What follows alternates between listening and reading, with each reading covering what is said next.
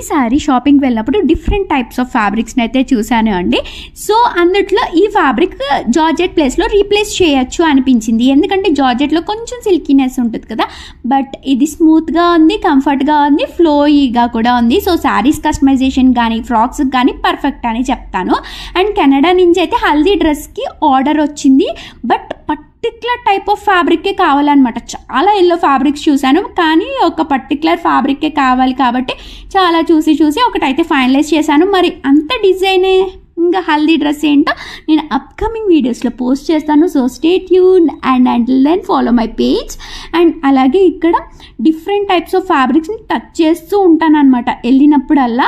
So అలా touch చేసినప్పుడే ఈ ఫ్యాబ్రిక్ కనిపించింది. ఇది బాడీకాన్ టైప్ ఆఫ్ డ్రెస్సెస్కి పర్ఫెక్ట్ అనమాట, కానీ ఒక కలర్ మాత్రమే ఉంది.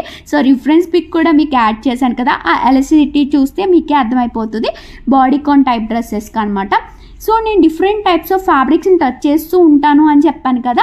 సో అదే ఈ క్లయింట్ కోసం హెల్ప్ అయిందనమాట నాకు. ఎందుకంటే ఈ క్లయింట్ ఒక పర్టికులర్ మోడల్ డ్రెస్ అయితే నాకు రిఫరెన్స్ పిక్ షేర్ చేశారు. అదేంటో అవన్నీ కూడా అప్కమింగ్ వీడియోస్లో పోస్ట్ చేస్తాను.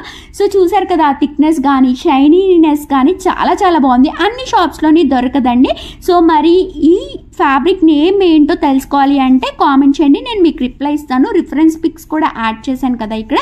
సో ఇలా షాపింగ్ అండ్ షిప్పింగ్ సర్వీస్ కావాలి అన్న, డ్రెస్సెస్ కస్టమైజేషన్ కావాలి అన్న నాకు DM చేసేయండి. బాయ్.